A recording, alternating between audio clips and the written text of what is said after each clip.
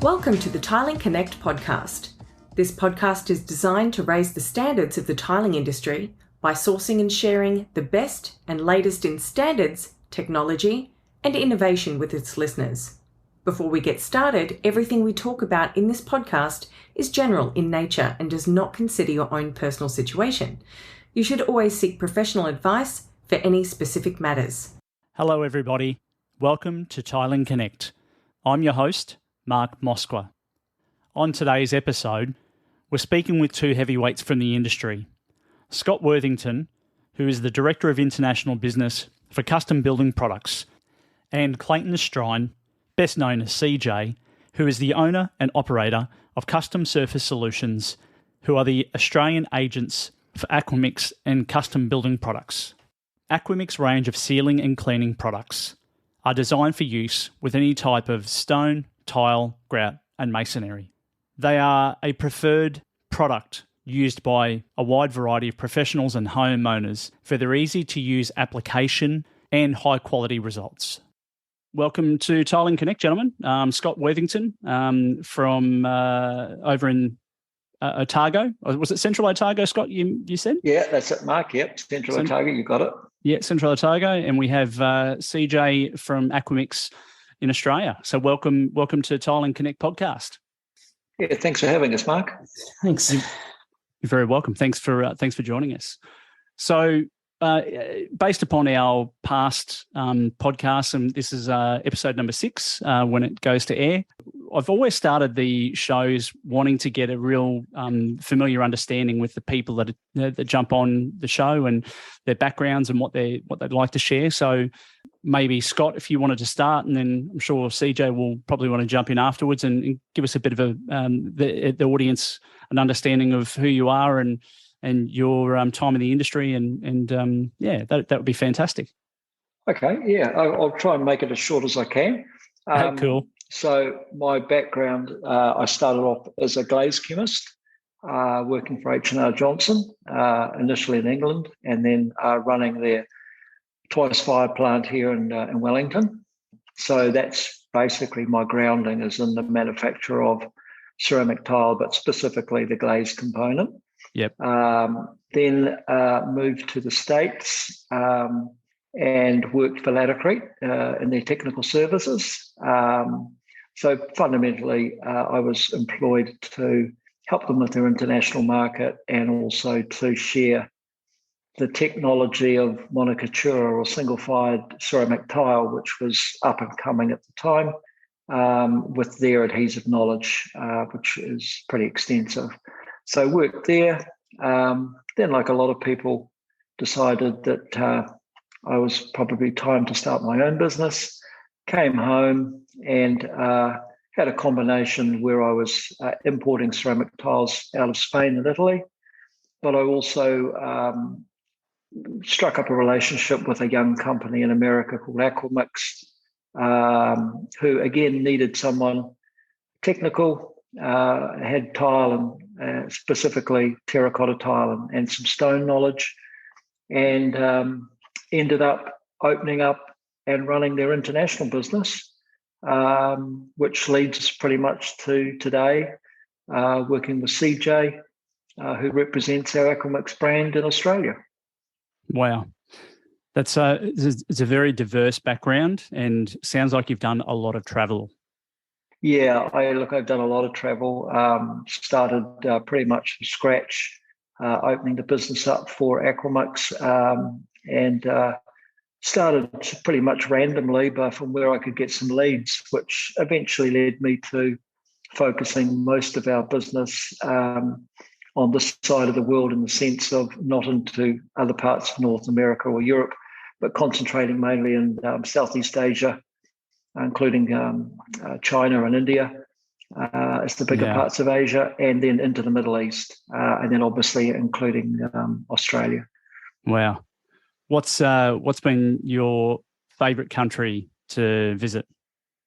I suppose I'd probably answer that two ways. There's a favourite country to visit and there's a favourite country to do business in, and they're quite different. So, yeah, in terms of visiting, the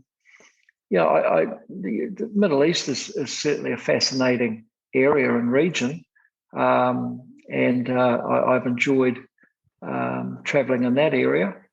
In terms of doing business, I think probably Australia, because it's very much a first world market. Not that the others aren't, but obviously their economies let's say varied and cover quite a range of technologies and skills and levels of quality.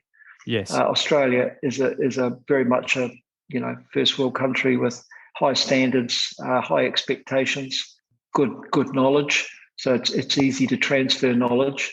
People understand it, and they're thirsty for it. They're hungry for it. Mm-hmm. So yeah, I like Australia. It's very much like New Zealand in many ways, but as a place to do business, I've always found it really good. Yeah, awesome. I'm glad to hear that, mate, being an Australian myself. Exactly. CJ, tell us a little bit about you, mate. Share with us what you will, and give us a background on your past and what brought you here today. Well, my career is less diverse. It's basically I was bottle fed on sealers, and it's all I've ever done for 20 something years. Yeah, cool. So I came out of high school, started into landscaping for a very short time. My dad had a sealer company called Spirit, where it actually started in our home garage. Needed help. I sort of jumped into that at about 19, 20, filling bottles and scrubbing floors, learning at the bottom, and worked my way up over 12, 13 years to sort of running the business after he sort of moved back to America and retired. Had an opportunity to work with a bigger company and a more progressive brand like Aqua. So I jumped at it and ended up I think 20 years later and of enjoying it more than ever. Yeah, awesome. That's all I've ever done. I love it. I mean, it's interesting, and mostly we're just helping people. Yeah, that's awesome. And you did, CJ, correct me if I'm wrong, but you did quite a bit of applicating in the earlier days too, didn't you? Yeah, well, there's a good way of learning how to do a sealer, and it's putting it down and stuffing it up and trying to fix it. And that was learned a lot of tough lessons early days. That's how my dad taught me: throw me out on the floors and learn. And now using those skills to try and obviously prevent these kind of mistakes from others. Absolutely. And that's what tilingconnect is all about, right? It's about connecting the right information within the industry to share that with the audience so that people can make a more educated, more informed decisions. And I remember when I began in the tile industry, I used to speak to your old man quite a bit because we were selling the former brand Spirit back in the day, and I was so naive when it came to selling the product and what the customer needed it for, and your dad was terrific. Such a wealth of knowledge. You could have him on the phone for hours, and he would give you a lot of technical information that would just blow your mind. Yeah, it's every day I'm getting calls and people sort of apologize that all they ever call me for is when they have a problem. But I mean, that's what we do. Ideally we're in the business of preventing problems. However, problems occur and we're there to help rectify them. So it's something I learned from my dad. You really got to help people first and just hope that they appreciate that and support you by, purchasing your products and using them. So fantastic. Which most do. Yeah, that's great. Moving on into the show, who would like to take up the position of telling us a little bit more about who is Aqua and how it all started? Probably probably both of us can actually have a little bit to say there, in the sense of I can tell you how it started, and then possibly hand over to CJ to tell you how it's continued and sort of ignited in Australia. Yeah, please. So Aquamix was started by a gentleman in the United States, Manuel Magallanes. And as CJ has spoken about his dad, he was an applicator. So the company comes from an applicator base, which I always think is a good place to start. You understand the difficulties of what you're addressing from an applicator's point of view. So he was using the sealers and chemistry at the time, which was pretty much all solvent-based, and he was addressing mainly what they call saltillos, which is the handmade Mexican tiles, which are extremely porous and they stain easy, and unless you know what you're doing, they are quite difficult to live with. So he was addressing those, but found he started to get some health issues, primarily from the solvents and the chemistry that was being used. So he was traveling on a road one day and saw a guy spraying a hillside prior to them building on it, and was wondering why someone would put a chemical onto soil that had just been tilled. He thought maybe it was a spray to kill vegetation. Anyway, engaged in a conversation and found out the guy said he was sealing the hill. He was sealing the hill to stop moisture getting into the hill and actually disturbing the hill before it was actually the construction people could come along. But at the same time, allowing moisture to get out. And he found that rather intriguing, more so that the chemistry was water-based. So that led him to using that chemistry in what is still our base product, which is the penetrating sealer, and most companies around the world have that sort of starting point in their range and use pretty similar technology. So that launched them into Aquamix as a name, which was, how can I seal and clean and maintain porous materials, stone and tile, with safer chemicals? Hence, Aquamix was born.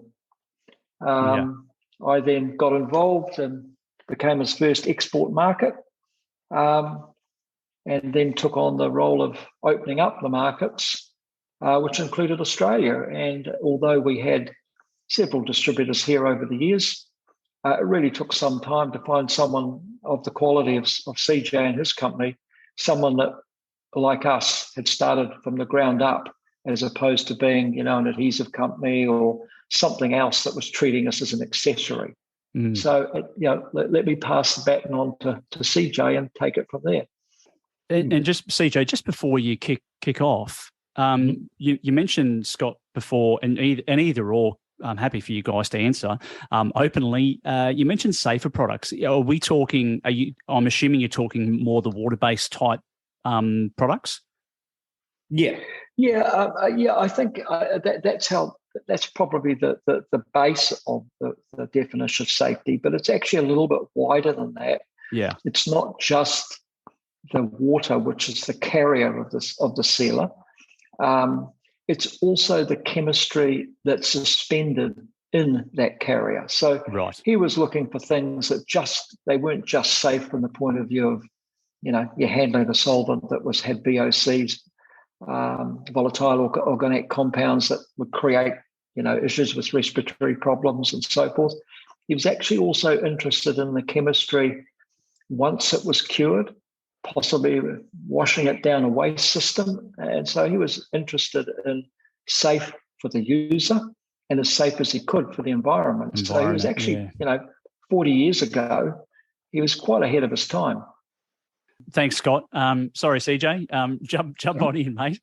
Yeah, okay. I guess, the success for Aquamix in Australia has a lot been because the products are safe and easy to use. I mean, instead of these products just being used by applicators and professionals very trained in this area, just because they are safe, water-based, easy to use, I mean, they're more and more being used by tilers, homeowners, obviously professionals as well, commercially. It's just allowed us to have more exposure to more people using the products. And I mean, it's just, the more people have used the product, the more people like them, and it just grown.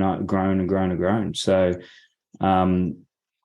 having a good technical department has been probably the other element of that, because sealers, if things go wrong or they're unsure of what to use, I mean, it's a bit of a minefield, and every company has a different marketing strategy. They use different terminology. I mean, Yes. Every new sealer companies come out and start using just different terminology. I mean, sometimes it all means the same thing, but they're just using different words, and it's confusing people. And the processes can be different, the application methods, and some of the feedback the tilers give us that we ask them, why do you use Sealer's Choice Gold? It's not the cheapest sealer on the market, but it works every time.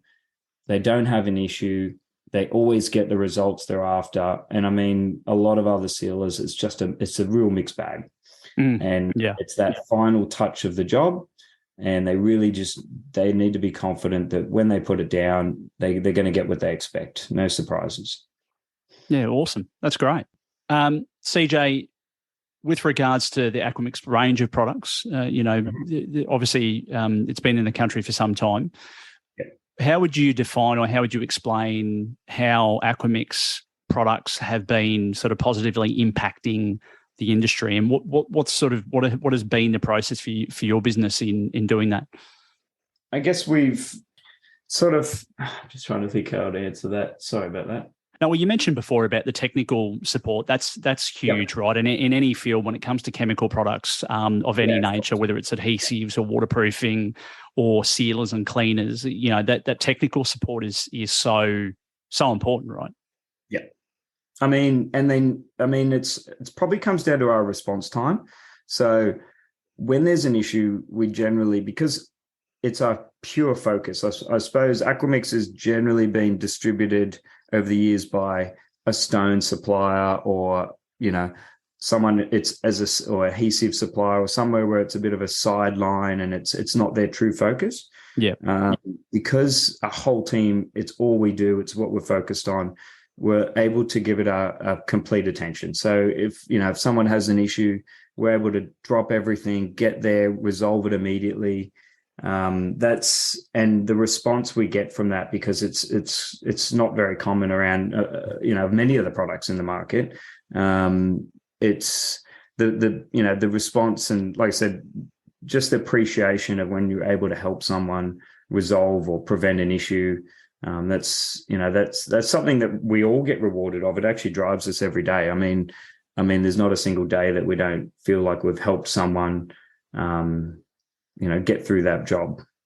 Yeah, look, I love that, and I share that philosophy. Very much why I established this podcast was about helping people and helping the industry and connecting that information. So I'm so blessed to have you guys on today. Let's fast forward a little bit. We did obviously some work before we hooked up today, and you, Scott, and yourself came back to me with a particular topic that you thought would be super relevant to the tiling and stone industry. And I think you settled on pre-sealing and sort of the whys and how behind that, and how it can benefit tilers and or stone related trades. So let's deep dive into that. Who wants to kick off? Scott? Yeah. Let me kick off with that one. Yeah.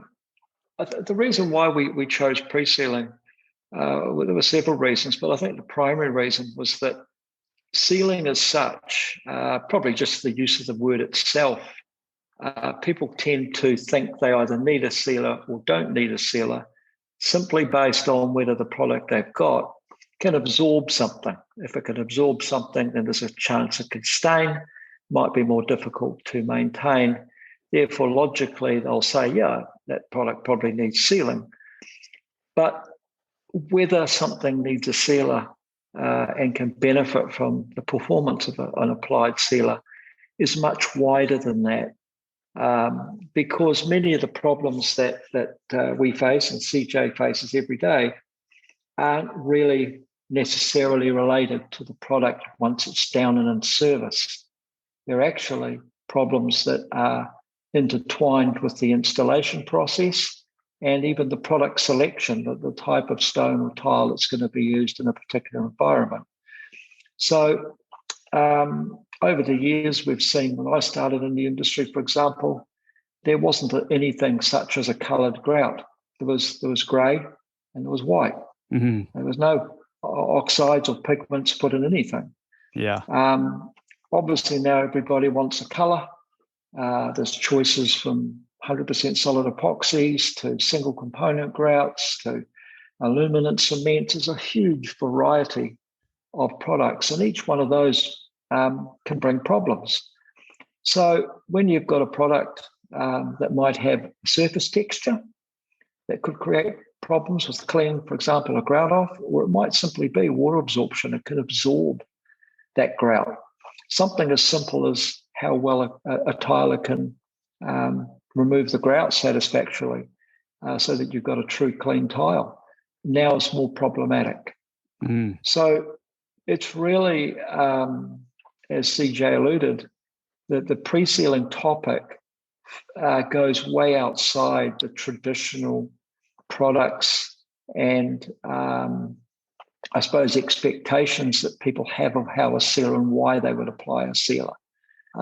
Because as I said, every time I go overseas visiting in COVID, obviously we haven't been able to travel much recently, but that'll all start again. And every time I go overseas, there's a new stone, there's a new tile, there's something that's new. And people only judge it from aesthetics, the end user. But the tiler has to confront that and then confront it with maybe an epoxy, maybe a cement grout. So pre-sealing and the benefits that it can bring to that process so that problems don't eventuate. It's like a good referee in a good footy game. They always say a good referee is the one you don't talk about afterwards. That's how we like to see a pre-sealer. I don't think we've seen too many good referees in the last few games. No, I brought that up for a reason. I thought you guys might notice that, but luckily he was French. But, I think that's really the job of a pre-sealer. It's the job so that fundamentally the end user, the homeowner, the company that paid for the installation, all they say is, wonderful job. I got the tile and stone or the epoxy grout. I got what I wanted. And all those other perceived, all those problems that could have occurred, they don't need to know about them. And a pre-sealer fits into that category. Yes. I have a couple of points I want to make and open this up for somewhat of a discussion. So the first comment that I would make, and it may pose as a question, is who's responsible for sealing or identifying whether or not a product needs to be sealed or pre-sealed prior to installation? Is it the tiler that should know that information, or is it the homeowner? Do you want to answer that, CJ? Then I'll put my I've been hearing a lot about sort of tilers or installers sort of putting it back, that if it doesn't have a specification, it doesn't say you have to do this, you have to do that. But I mean, it's a bit of both, because if a material that they're bringing in or supplying is problematic and needs a special treatment just to get it through the installation, it definitely helps if they can identify that. But sometimes the installation method that they're using, or they're using an epoxy grout, or they're doing something that there's no way a specification is going to know how they're going to install it. It's a bit of both. I mean, they need the tiler or the professional to understand the product and to know what to look for, and whether they're going to have an issue in grouting this product, or they're using a different adhesive, and we're concerned of things coming through or transferring or any kind of reaction. I mean, it's not really just one person. I mean, tilers obviously are experts at installing the materials, but there's just so many different materials that there's no way they can be experts on all. So if they can have a few tools to identify what to look for, alternatively, a test panel, a test tile, too often these things aren't done, and they install a whole bathroom or a whole floor, and sort of see the issues as it's happening. And a lot of these could be prevented through a basic test. That's if I can add to that, please, I agree, CJ. I would answer it this way, Mark. Because of the huge number of different products that are on the market now and continue to come on the market, both in the finishes, stone and tile, and the different types of technologies used for installing the tile, what I tell my distributors is that responsibility is ours. It's Aqua mixers. Mm-hmm. That's one of the primary reasons we're in business. We take it very seriously to take those problems on. So we don't expect a tiler to know every service. We don't expect a tiler to know every combination and brand of grout that's out there, because they change. That's what we do. We spend a huge amount of time in our labs in the States testing new products. By new products, I mean new surfaces, new stone, new tile. As soon as we see something come on the marketplace, we test it to see how it will function with generic chemistry. We're not interested in whether it, particularly works with laticrete grout or custom grout or Marpay. We're interested in how does it react to epoxy, which we all make. So we encourage customers as a port of call to use the companies that they deal with. We see it as our responsibility to keep abreast of the technologies and then see where our particular technology fits into that jigsaw puzzle. So that's sort of how that I try and work. Yeah, fantastic, Scott. Look, it sort of backs onto a second part of why I went down that path and in asking that question. I started selling tiles in the early 2000s, and I still see it today where there are some full-bodied porcelain products out there that have an incredibly low absorption rate, probably around that 0.05% mark or less, that cause some homeowners grief because it has, in some cases, the complexity of staining. Look, with that particular type of product, there's been, in my time, there's been, an ongoing challenge to try and resolve that because it's problematic. It makes the cleaning of the floors so much harder or more difficult for the owners of the home. I'm not sure if you're seeing those particular types of products in the marketplace as well, or you've come across them with some troubleshooting. And I'm not sure if they're still out there today. Yeah, sorry, Scott, can I? Yeah, because we're seeing around this new anti-slip technology where the tile is smooth and when it gets grippy when it's wet. Just getting through the grouting process can be quite challenging if they're not prepared. It's sort of catching people off guard. The tile feels smooth, it's glazed. There's no reason why they should think to do anything. As soon as they smear some damp grout over it, it's tearing the sponge apart, or they've put an additive in, and they're spending all this time trying to get the haze off without washing out the color of the joints. We do have solutions for these types of surfaces also. Pre-sealers are not just a penetrating sealer. They can be a form of coating. They can be used in glazed surfaces. We do have solutions for porous tiles to natural stone to glazed surfaces, so it's really just getting in contact and with us to identify which treatment should be applied.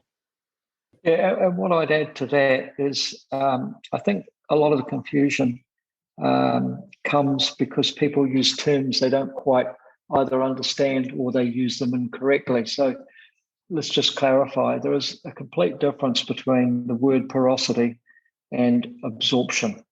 So measuring water absorption is the ability for something to take water into itself and change its weight, and therefore, it can stain easily. Porosity is actually confused with absorption. The measure of porosity is actually a measure of the surface pores. So I can have something that has extremely low to no absorption, but it can have high porosity. So that explains why you can have even fully vitrified or glazed surfaces that are engineered to be anti-slip. And microscopically, they actually have a very rough surface. In other words, they're highly porous. So they will clean the bottom of your trail, they'll clean the bottom of your shoe, and that dirt is ingrained in the surface. The only difference between something that has high water absorption is that luckily that dirt does not travel very far and ultimately can be cleaned. And you won't end up with what truly is a stain, which is not recoverable. So what we have these days is, as you correctly said, Mark, is we have surfaces which appear to be one thing, or should we say they're marketed or explained in one way, but when they perform, they appear to perform like something different. Yes. And that's where pre-sealing is an example of you can be sold a glazed tile, be told it's glazed, therefore it's pretty much indestructible. We know all the terms they use, low to no maintenance, all these things. And the very first thing the homeowner finds is that the thing is filthy after it's been grouted. And they're wondering what happened. Well, where's this indestructible, low to no maintenance product? We come along and we say, well, we can clean that out because luckily you're dealing with a porous or porosity problem. You're not dealing with something that's truly absorbed into the body. So we can clean it, but you didn't need to have that problem if we put a pre-sealer on, something in between the grout or the contaminant and the pore, which stops that product initially getting in and creating the problem. So a lot of this is really unfortunate. It happens across the board in the tiling industry and probably other industries where people sort of misuse terms. They're doing it for just because they don't know any different. But the reality is it ends up creating a bit of an issue. Yeah, look, interesting. There's been very much a theme and during my podcast episodes, and I'm sure that this will continue in the future as well, is that a lot of problems can be resolved simply by making a phone call before you start the job if you're ever unsure and you don't know, or you think, I just need to double check that I'm applying the right product, choosing the right product. It's incredibly valuable, right? It can save thousands of dollars. Absolutely. Yeah. Yep.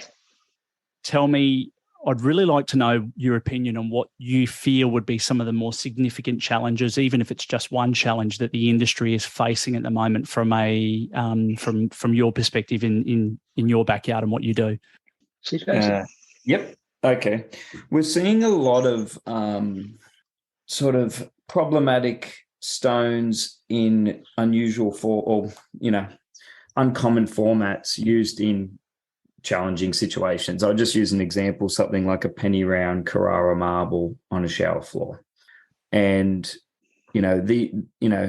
Carrara marble or some of these types of stones, they don't really like wet areas. Then using them in a format where there's a lot of grout, they're on the floor. I mean, even at the best of times, and we try an epoxy system and we seal and we do everything right. I mean, things can still go wrong. You just need everything perfect. So the design change in colors used that people are using, and I mean, these can just be, we can have a black porcelain tile on a shower floor, which soap scum is very obvious. It's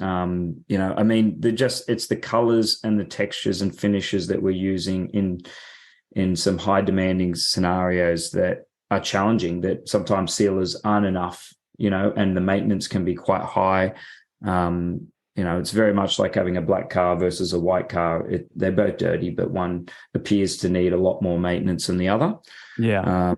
So it's because we're not in the business of selling tiles and stone, we're at the tail end. So it's a lot of these, unfortunately, were in a position of saying that this wasn't probably the most suitable material for that environment. And we'll do our best to try and manage it. But, you're telling this to the homeowner or the tiler, And it's not really what they want to hear at that stage. I was going to say it wouldn't be a very positive conversation at that point. It's not, and like I said, our business, we want to prevent issues, and we want to solve issues, and some, just like I said, some scenarios that just too challenging, and they really shouldn't have ended up that way. And that comes down to education, and we work closely with a lot of tile suppliers and installers and wholesalers to educate them around what works and what doesn't, because they're not often seeing the end result 6-12 months down the track after heavy use. They see the photos on Instagram after it's finished, but we're the ones in there 12 months later trying to help the client get the thing looking nice again, in such a short time.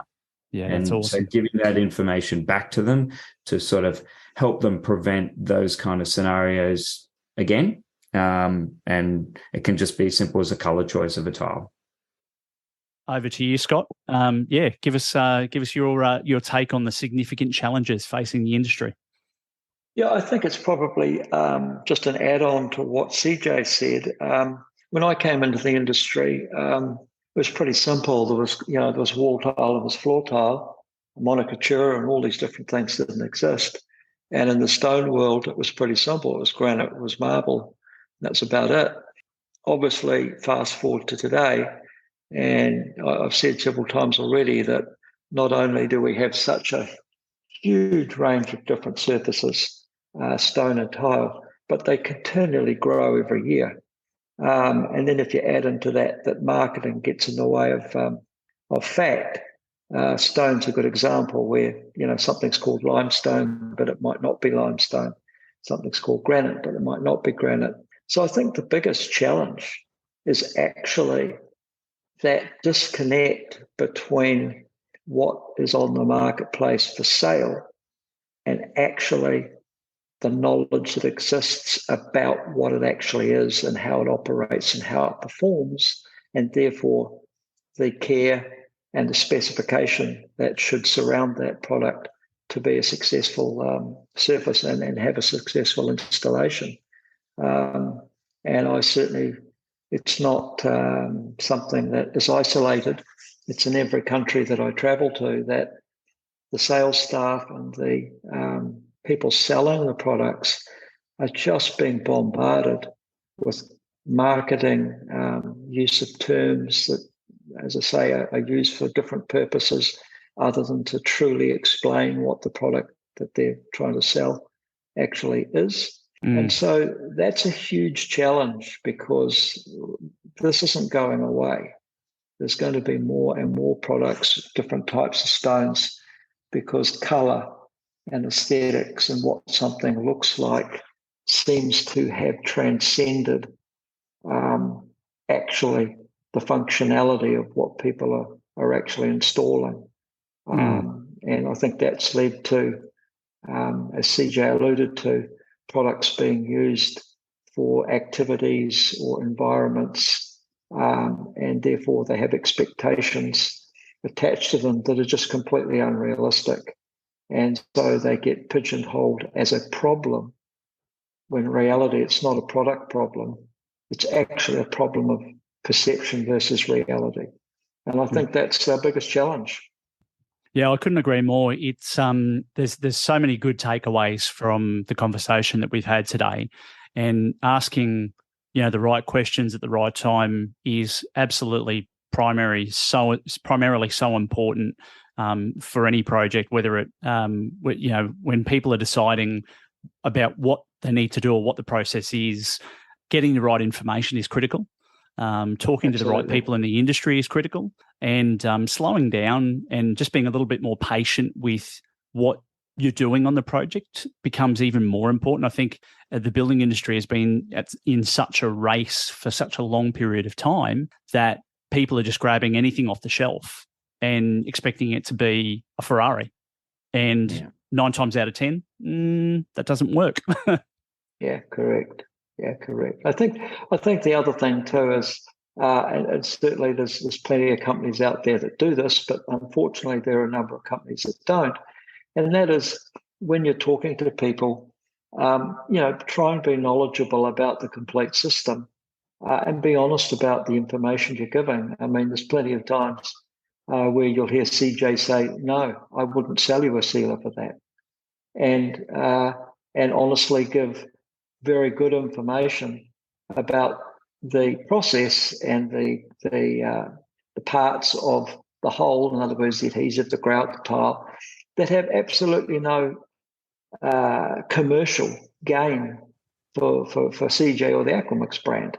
And that's just basically taking a position that we believe every good installation out there that's in stone and tile is good for the industry. Therefore, it's good for us. It's good for all of us.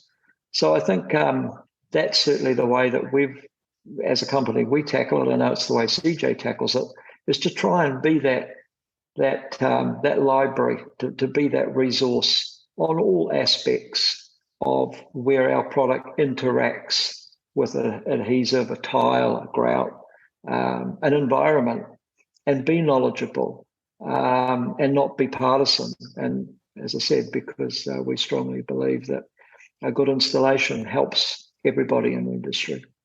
Yeah, I agree. Just something I thought I'd just mention, Mark, because please, CJ. Everyone's aware. Aquamix is owned by a very large adhesive manufacturer, so they it's made next to grouts and adhesives and waterproofing. So we have a great advantage as a sealer company to actually have a true understanding of the whole system and how all these products interact. And obviously, just with the sheer experience of our team with stone and tile, we sort of have a good expertise on that whole system. So we're not out there advising what adhesives and grouts to use, but I mean it's still an important part of understanding how they all interact. We're not just a sealer company, so it just means coming to us, we will have a better understanding in how those grouts and glues will react to the materials that they're using. Yeah, no, fantastic. No, definitely. I'm sure the audience and I appreciate that. I sort of already knew, but the audience definitely would appreciate having that perspective as well. Gentlemen, as we wrap it up today, I have what I refer to as my final 4 fast track questions, and I think because we've got multiple guests today, I think it's only fair that we give each person 2 each. Otherwise, we could be here for another hour, and not that that's a bad thing, but we've all got things to do. So I'm going to kick off, Scott, with you first. I have a couple of different questions for you, and they're either directly or indirectly related with with what you do. But tell me, I'd like to know what one of the most important lessons is that you've learned over your career. Oh, look, it's probably a cliche. Keep your eyes open. Okay. Yep.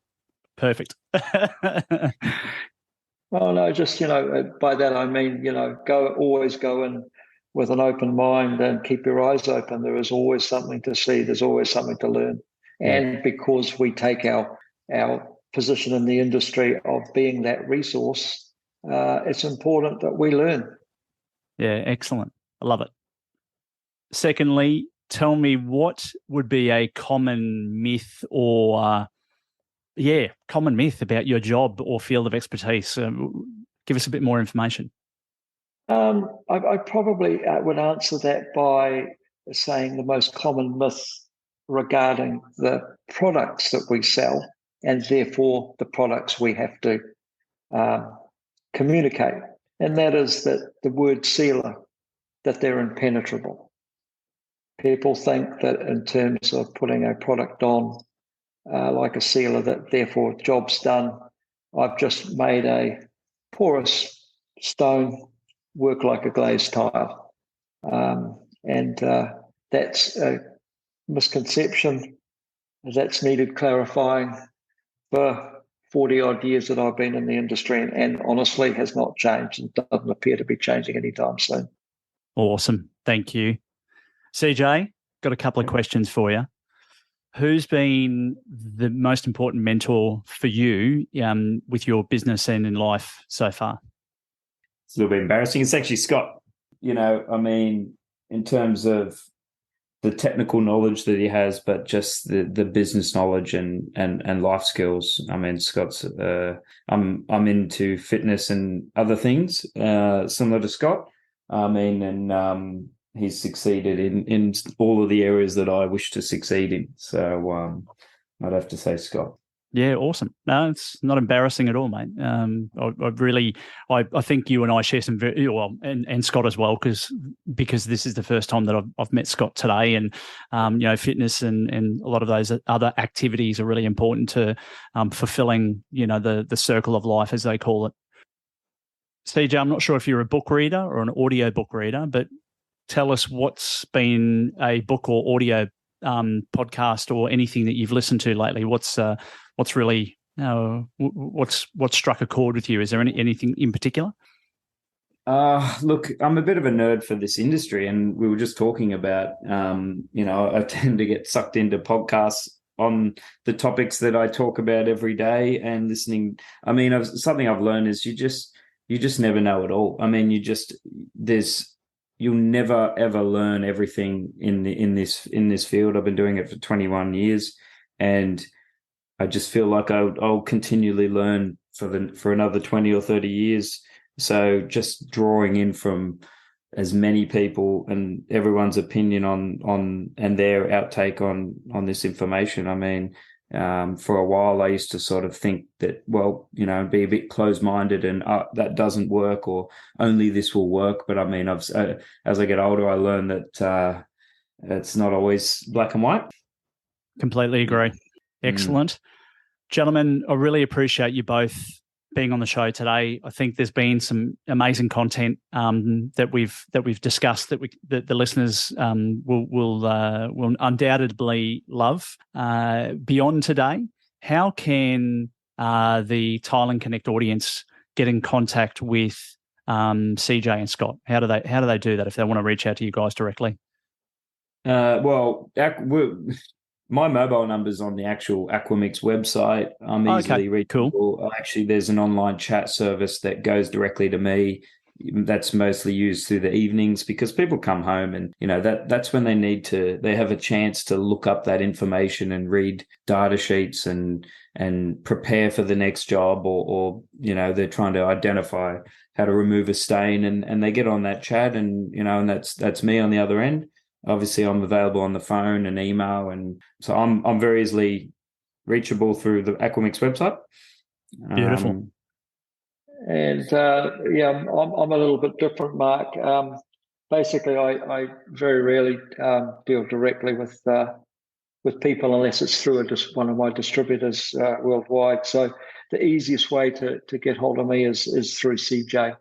Yeah, excellent. I believe you're coming down under soon too, Scott, for a bit of a tour. Yeah, correct. Yeah, I'm over there next month.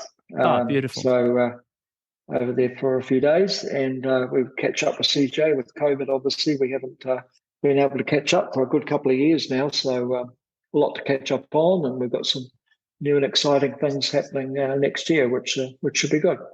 Fantastic. Excellent. Well, if there's time and I'm in town, I'll certainly try and coordinate something with CJ, and there may be a chance for a coffee and a face-to-face introduction. Love to. Yep, love to meet.